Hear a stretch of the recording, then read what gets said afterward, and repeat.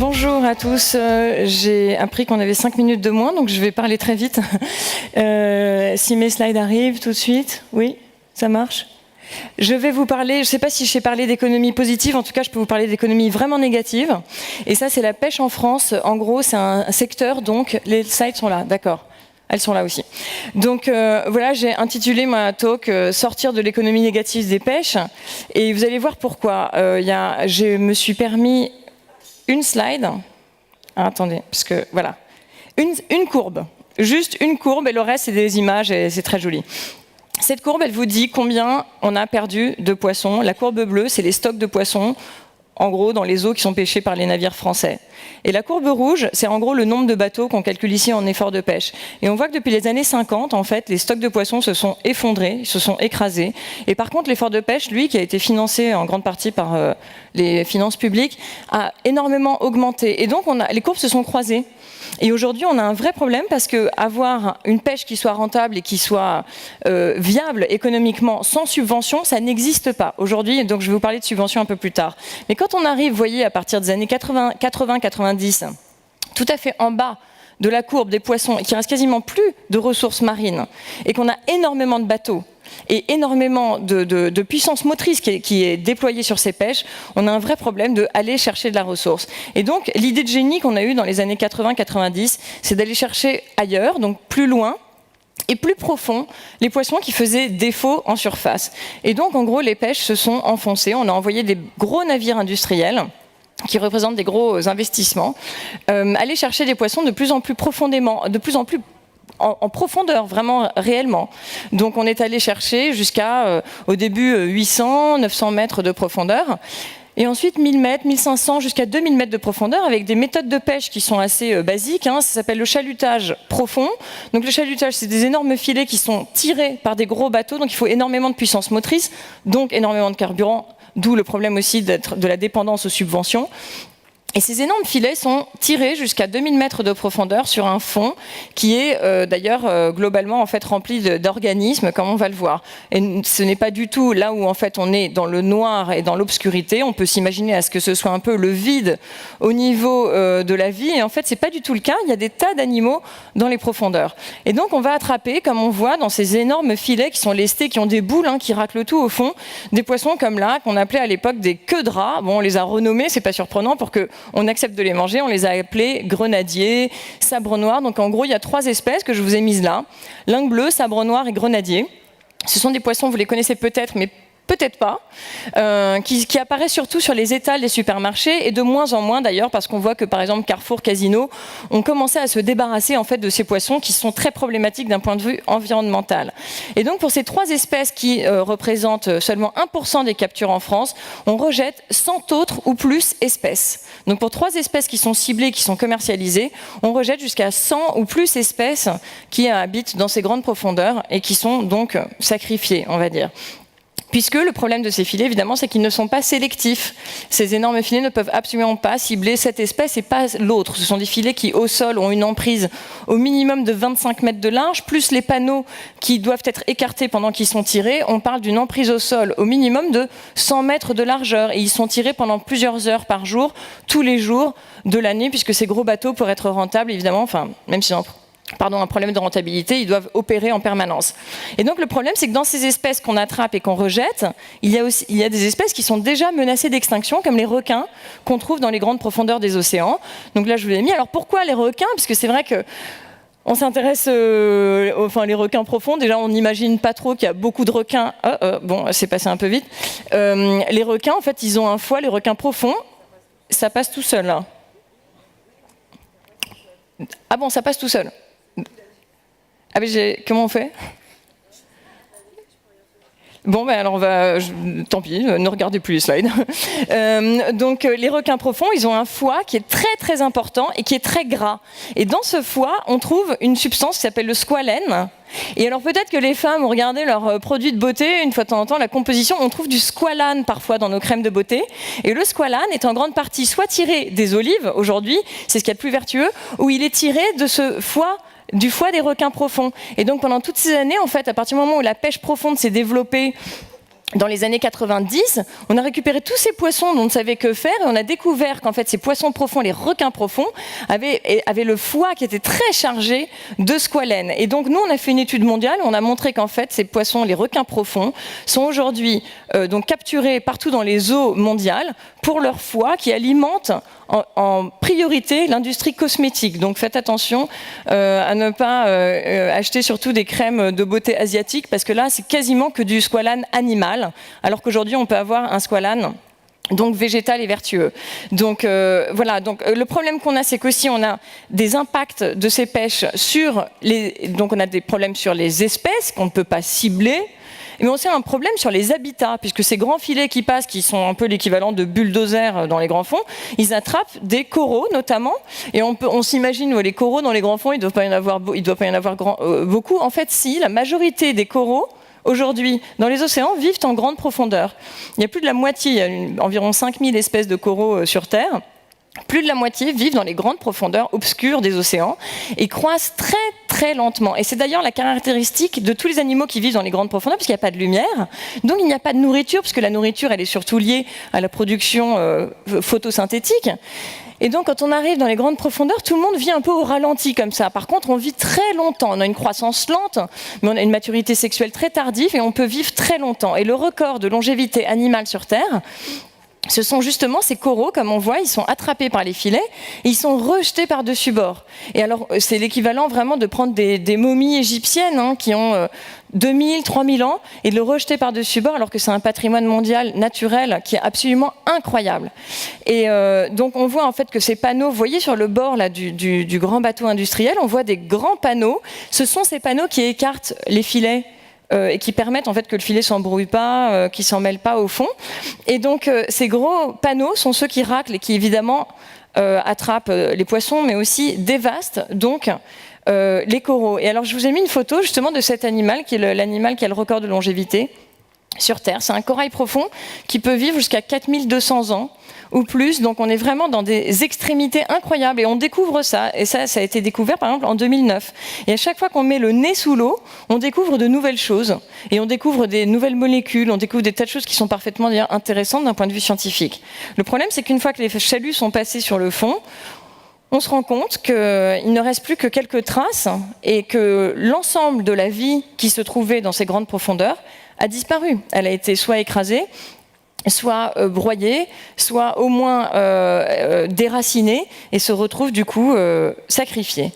Donc on a aujourd'hui une étude qui nous montre que la pêche au chalut profond a un impact au sol qui est 3000 fois plus important, ou jusqu'à 3000 fois plus important, que n'importe quelle autre activité humaine sur le fond, y compris la pose de câbles, même l'extraction de pétrole, etc. Donc on est dans une activité qui est d'un point de vue scientifique totalement décriée. Vraiment, il y a une espèce d'unanimité scientifique. D'ailleurs, il y a plus de 300 chercheurs qui se sont unis pour dire, voilà, il s'agit de la méthode de pêche la plus destructrice de l'histoire. Aujourd'hui, la Commission européenne a proposé d'interdire cette méthode de pêche et ces chercheurs ont proposé leur soutien spontanément à la Commission européenne. Donc le problème qu'on a, c'est que quand on dévaste évidemment ces animaux, on dévaste des profondeurs qui nous sont inconnues. Là, je vous ai mis une photo par exemple d'une éponge profonde. Les éponges qui vivent en grande profondeur ont des molécules, en fait, elles sont adaptées à un milieu qui est quand même très hostile. Il fait froid, il n'y a rien à manger, il fait noir. Comment survivre dans ces conditions? En général, ils ont des molécules ou des cellules qui sont très intéressantes pour la recherche, et notamment pour la recherche médicale et scientifique. Et on voit par exemple que pour le traitement des cancers, on a trouvé de nouvelles cures en fait dans les éponges profondes. On voit aussi que n'importe quel caillou dans les profondeurs va servir à une espèce d'agrégation de vie.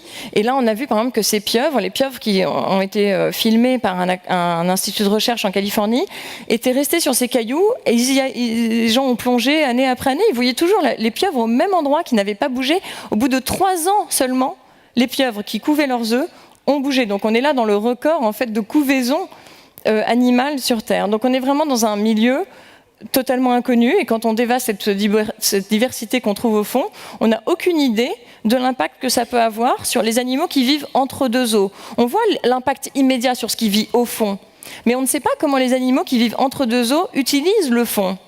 peut-être pour pondre leurs œufs, on n'en a aucune idée, on est dans l'inconnu, on est vraiment en terra incognita. Donc voilà, je vous ai mis des photos d'animaux qui sont très profonds. Ce poisson, par exemple, qui vient d'être décrit, mais vous imaginez, non, je me suis pas amusée avec ma fille à faire un dessin en 3D ou en science-fiction. Il a un crâne transparent, il a des yeux tubulaires. On n'avait jamais vu ce machin-là et on a découvert et on a décrit très récemment, pareil en Californie, des poissons qui défient un peu notre imagination et les limites de notre connaissance. Par exemple, là, on a découvert dans les grandes profondeurs l'animal le plus long du monde. Cet animal-là s'appelle un siphonophore. C'est gélatineux, c'est comme une espèce de colonie de méduses comme ça, et ça peut faire jusqu'à 100 ou 120 mètres de long. Donc on est vraiment 3 fois plus grand qu'une baleine bleue, évidemment dans les vertébrés, qui est l'animal le plus grand. Ça, c'est une photo que j'ai prise d'ailleurs sur un bateau de recherche océanographique américain, et donc c'est ce qu'on appelle un poulpe à oreilles. Alors c'est pas des oreilles, c'est des nageoires, hein, mais ce sont des animaux qui sont épatants, qui sont très mignons. Les enfants les appellent les poulpes Dumbo.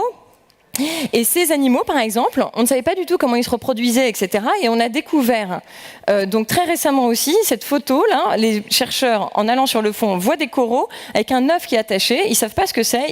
Ils cassent la branche, ils sacrifient le corail, ils le ramènent sur le bateau. Et donc, sous leurs yeux, éclot un petit poulpe à oreille. C'est la seule photo au monde qui existe de cet animal, ce petit poulpe à oreille, qui est né donc sous les yeux des chercheurs. Pour vous dire que ces pieuvres qui vivent entre deux eaux, en fait, dépendent des coraux qu'on trouve au fond pour pouvoir pondre leurs œufs et du coup survivre évidemment. Et alors ces énormes pêches industrielles sont subventionnées. En France, on est le pays qui a le plus grand nombre de bateaux. Il y a très peu de bateaux. Malgré tout, il n'y a que 11 bateaux en Europe qui font de la pêche profonde, plus de 3 jours par an. Et sur ces 11 bateaux, 9 sont français. Donc aujourd'hui, on a un vrai problème parce que ces bateaux sont non seulement français, ce qui explique la position de blocage du gouvernement français sur la question de la pêche profonde, mais ils sont subventionnés. C'est-à-dire que cette pêche-là ne serait pas apparue si on n'avait pas subventionné ces activités. Et aujourd'hui, on a encore des subventions qui vont... on a subventionné au début la construction des navires et maintenant, on a une espèce de fonds de fonctionnement. On donne aussi des subventions qui sont très importantes à ces navires chaque année. Et pourtant, ils ne sont pas rentables. Donc là, vraiment, on est dans une espèce de cycle. Alors, pas rentable, pourquoi ? Parce que, justement, l'acteur principal... sur la pêche profonde en France, c'est la chaîne de supermarchés Intermarché. Et comme ils ont la possibilité aussi de vendre les poissons en supermarché, ils font des pertes au niveau de la flotte, mais évidemment, ils font de la marge sans doute au niveau des magasins. Ça, personne ne le sait. Tout ce qu'on sait, en fait, c'est qu'en tout cas, il y a de l'argent public qui va dans ces méthodes de pêche qui sont donc les plus destructrices qui existent aujourd'hui dans le monde. D'où la position de la Commission européenne, qui dit on a une montagne d'évidences et de preuves scientifiques, de publications scientifiques. Donc en 2012, la Commission européenne a proposé qu'on interdise cette méthode de pêche. Ça paraît tellement évident. Elle n'a absolument aucun sens, ni écologique, ni économique. Elle nous coûte. Et elle coûte à l'environnement. Et elle va coûter aux générations futures. Et donc en 2012, ça paraît être une évidence. C'est un tout petit dossier. On se dit, l'affaire va être vite réglée. Voilà. Sauf qu'en fait, c'était sans la résistance farouche du ministre de la Pêche en France, qui dès le départ a commencé à faire la guerre à la Commission européenne pour que ce projet avorte en fait et qu'on maintienne ces 9 bateaux déficitaires français qui puissent continuer à chaluter dans les grandes profondeurs de l'Atlantique Nord-Est. Donc cette conférence tombe très bien puisqu'en fait le vote qui va avoir lieu d'ici quelques jours en octobre au Parlement européen va déterminer si oui ou non on est capable d'avoir un tout petit peu d'ambition pour remettre les choses d'aplomb en fait quand on est dans des systèmes économiques qui sont non seulement pas vertueux mais qui sont coûteux, qui sont aberrants, qui n'ont aucun sens. Est-ce qu'on est capable d'avoir le courage politique pour dire mais ok, il y a des choses qui sont bien complexes dans le monde. Gérer le changement climatique, il faut mettre tout le monde d'accord, c'est très compliqué. Mais ça, la pêche profonde, personne n'est concerné. 9 bateaux qui sont déficitaires, qu'ils fassent autre chose de l'argent. Et malgré ça, la France est en guerre contre ce règlement. Et il est possible qu'il gagne. Donc voilà, par contre, les ONG font la guerre. D'ailleurs, achetez Libération aujourd'hui, il y a une double page sur le sujet. Et on espère que la guerre médiatique, c'est tout ce qui reste aux ONG, après en faisant du lobbying politique aussi, pour essayer de gagner ce genre de combat. Et puis, les pétitions. On a une pétition en ligne sur le site de Bloom Association. N'hésitez absolument pas, non seulement évidemment à la signer, parce qu'on pense, pareil, hein, les pétitions, à quoi ça peut servir, etc. En fait, ça sert. Hein, c'est la seule façon qu'on a de faire connaître notre désir de citoyen, de changer le cap du navire. Et quand même, je ne résiste pas à la tentation de vous parler des subventions en général, parce que c'est quelque chose qui nous tient à cœur au sein de l'association Bloom. Puisqu'en fait, le système que je vous ai décrit, cette première courbe qui montre qu'on a perdu les poissons, on a surfinancé la surcapacité de pêche, on a financé la construction de bateaux. Aujourd'hui, on a trop de bateaux, on n'a pas assez de poissons. Comment faire pour sortir de cette spirale négative économique? Eh bien, il faudrait couper les subventions. Ça paraît tout simple. C'est ce que l'OMC a essayé d'obtenir, qu'on interdise les subventions qui sont nocives à la biodiversité d'une part, et qui du coup encouragent la surpêche. Tout simplement la surexploitation des stocks. Et du coup, il y a un rapport incroyable dans le Nouvel Obs qui est sorti. La Cour des comptes a fait un rapport sur les aides d'État à la pêche en France, ce qui n'avait jamais été fait. Donc, très bonne idée de la Cour des comptes, faire un rapport pour regarder quelles sont les aides publiques qui sont données au secteur de la pêche. Le rapport est une bombe. C'est tellement une bombe que le gouvernement, à l'époque Sarkozy, mais je peux vous dire droite-gauche sur la pêche, c'est le même combat, le gouvernement Sarkozy l'enterre. Donc le Nouvel Obs se procure une copie du rapport et le sort le 4 juillet 2013. Et alors là, la bombe que c'est n'explose pas. C'est ça qui est fou, c'est qu'on a une bombe, un rapport incroyable de la Cour des comptes qui dit il y a un peu plus de 1 milliard d'euros en fait, qui est donné au secteur de la pêche pour un chiffre d'affaires de 1,2 milliard d'euros. Donc en gros, on crée des conditions qui sont d'opération pour la pêche qui sont totalement artificielles. Donc il faut revenir en arrière. Donc le rapport avait calculé que hors du segment de la pêche industrielle, parce que imaginez que les subventions que la Cour des comptes a réussi à trouver, ce sont des subventions qui sont à peu près disponibles. Mais la plupart des subventions ne le sont pas. Donc le montant réel des subventions au secteur de la pêche, il est plus important que le chiffre d'affaires du secteur. Pourquoi pas ? Pourquoi pas ? Qu'on finance la pêche, très bien. Mais dans ce cas-là, finançons une pêche qui soit sélective, qui soit respectueuse des écosystèmes et qui ait comme priorité l'emploi. Et ce n'est pas du tout ce que l'État fait.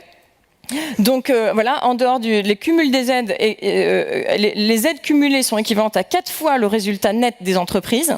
Et le rapport, et là j'ai cité quelques extraits, les aides permettent au chiffre d'affaires du poisson pêché par les navires français d'être artificiellement bas, au poisson d'être acheté à un coût inférieur à son coût de production. Donc on est dans une économie parallèle, hein, c'est étonnant. En l'absence des aides, l'excédent brut d'exploitation et le résultat net des entreprises, ainsi que la capacité d'autofinancement seraient négatifs et les entreprises ne seraient pas viables. Et j'en ai encore 2. Et les aides ont contribué à la pression excessive sur les stocks de poissons pendant les nombreuses années où prédominaient des aides à la construction et à la modernisation, parce qu'elles ont accru la capacité de pêche. Et alors, ce qui est formidable, c'est que là, on est, on est fin septembre. Le 23 octobre, au Parlement européen, il va y avoir un budget de plusieurs milliards d'euros, quasiment 7 milliards d'euros, qui va être voté par nos eurodéputés sur les subventions à la pêche. Et alors figurez-vous que ce qui est incroyable, c'est qu'au moins l'Europe s'est rendu compte que financer la construction des navires, c'était vraiment une mauvaise idée. Et donc depuis 2005, la construction des navires est interdite. Les aides. On peut construire des navires, mais sans être aidé par les finances publiques. Et bien là, le rapporteur de ce règlement sur les subventions à la pêche a proposé de réintroduire les aides à la construction des navires alors qu'on est en surcapacité de flotte et qu'on est dans l'état de surexploitation des poissons aussi que je vous ai montré au début de ma conférence. Donc le vote aura lieu le 23 octobre. La France, comme d'habitude, pousse pour ce genre d'adoption et de mesures. Enfin, les députés français qui représentent du coup la France au Parlement. Donc voilà, en fait, il y a beaucoup de sujets en ce moment qui se passent au niveau européen. C'est vrai que c'est en général loin de nous et qu'on a du mal à comprendre à quel point ça impacte notre quotidien. Mais ça vaut le coup en fait de regarder un petit peu ce qui va se passer puisque ça a une influence absolument énorme. Et la dernière citation, qui pour moi est la plus importante, du rapport, qui dit « L'emploi est régulièrement invoqué pour justifier l'objectif de maintien de l'activité des entreprises de pêche, mais la maximisation de l'emploi est pourtant singulièrement absente de la gestion des dispositifs. » Donc on se fait épingler par ce rapport. Ce rapport, il est extraordinaire, il dit tout. Et il dit surtout, en fait, on est aujourd'hui à un stade d'opacité sur des données qui sont essentielles pour justement faire des choix de gouvernance, notamment du bien public. Le bien public que sont les poissons et le bien public que sont les finances publiques. Et on n'a pas accès aux données. Et donc ce que les ONG demandent, c'est déjà de la transparence. Donc à la direction des pêches, au ministère, de au moins rendre les données disponibles pour qu'on puisse se pencher dessus. Et je pourrais continuer longtemps parce que même discuter de ces questions-là en France, sur les subventions à la pêche, il n'y a même pas un professeur d'université qui ose s'en approcher. espèce d'omerta du gouvernement là-dessus et de l'ensemble du système est sidérante. Donc voilà, alors c'est pas pour faire un plaidoyer sur l'action des ONG, même si je trouve que c'est évidemment essentiel, puisque quand on dit les ONG sont lanceurs d'alerte, oui, je pense qu'on a vraiment ce rôle-là de commencer à mettre notre nez dans des dossiers qui sont politiquement tellement chauds que nous, on peut se permettre d'y aller alors que d'autres n'osent pas. Donc voilà, alors j'ai signé notre pétition parce que vraiment c'est un des moyens qu'on a pour agir et pour faire arrêter des aberrations qui sont économiques, qui sont écologiques, alors qu'on pourrait faire tellement mieux et de façon tellement plus intelligente. Merci beaucoup. Voilà, merci à vous.